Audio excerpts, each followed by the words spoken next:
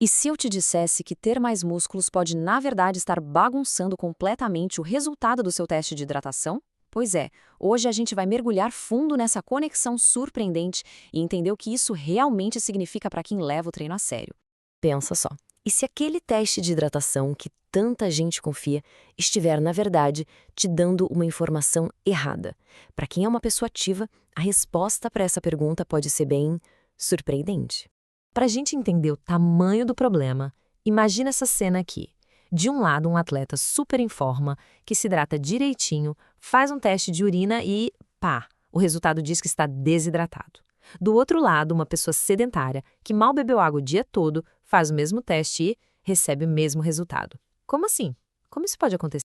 Então, vamos investigar isso mais a fundo. E olha, isso não é só uma coincidência, não. Para a galera que treina pesado, esse é um problema real, super comum e bem documentado. E a culpa, acredite, está na própria ciência por trás dos testes de urina que a gente costuma usar. Beleza, então vamos começar pelo começo, entendendo o tal do fator muscular e por que ele consegue bagunçar tanto os resultados dos testes de urina. A peça central de todo esse quebra-cabeça tem um nome: creatinina. Ela nada mais é do que um resíduo, um subproduto que surge naturalmente do nosso metabolismo muscular. A lógica aqui é bem direta. Quanto mais músculos uma pessoa tem, mais creatinina o corpo dela vai produzir e, claro, precisar eliminar.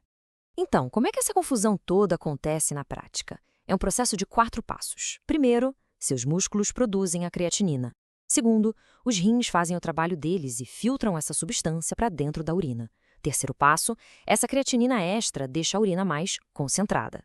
E aí vem o pulo do gato, o quarto passo, que é o erro. O teste olha para essa alta concentração e interpreta como sinal de desidratação, sem nem levar em conta a quantidade de água que a pessoa bebeu. E isso não é achismo, tá? A ciência confirma. Essa citação aqui, tirada direto da pesquisa, diz exatamente isso. Pessoas com mais massa muscular esquelética e mais massa livre de gordura têm um risco bem maior de serem diagnosticadas com desidratação por engano. A palavra-chave aqui é essa: diagnóstico incorreto.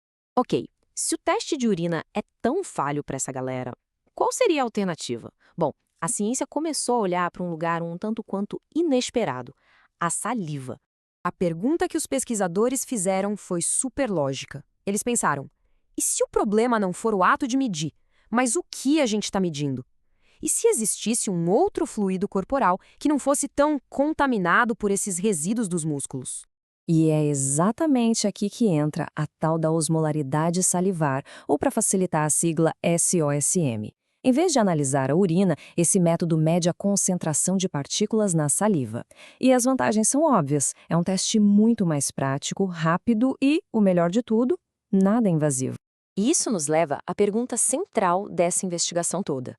Será que o teste de saliva seria, digamos, imune a essa interferência do fator muscular? Ele conseguiria dar um retrato mais fiel da hidratação, especialmente para quem tem mais massa magra?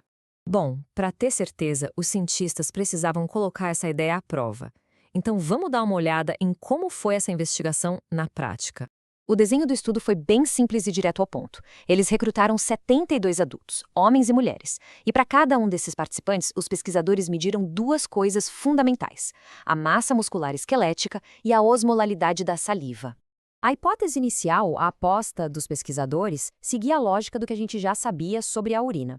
Eles imaginaram que, se a saliva fosse afetada da mesma forma, as pessoas com mais músculos também teriam uma osmolalidade salivar mais alta, o que indicaria, de novo, um falso estado de desidratação.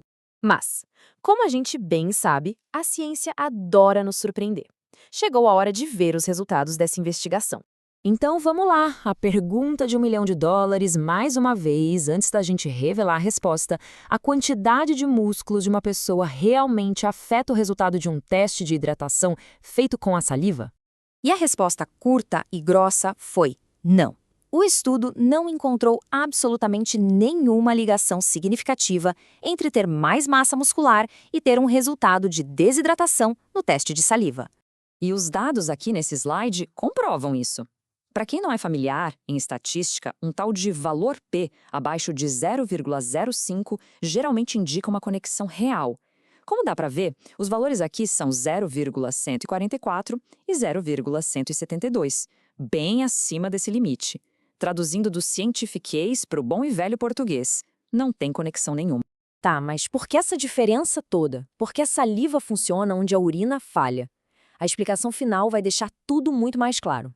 Olha, esse gráfico simples aqui praticamente mata a charada. A concentração de creatinina, lembra aquela molécula que vem dos músculos, é altíssima na urina. Agora, compara com a saliva. A presença dela é quase insignificante. A diferença é gritante. A explicação científica por trás disso é que a saliva é um fluido muito mais limpo quando se trata de metabólitos musculares. Aqueles principais culpados que bagunçam os testes de urina, como a creatinina, a ureia e o ácido úrico, simplesmente não aparecem na saliva em quantidades que possam atrapalhar a medição. Então, o que a gente tira de tudo isso? A conclusão é bem clara. Primeiro, massa muscular não parece ser um problema para os testes de hidratação feitos com saliva. Segundo, e super importante para atletas e pessoas ativas, a osmolaridade salivar pode ser uma ferramenta muito mais precisa para eles. E por fim, o resultado prático disso tudo é evitar diagnósticos errados e permitir um monitoramento da saúde muito mais eficiente e correto. E isso tudo nos deixa com uma pulga atrás da orelha, né?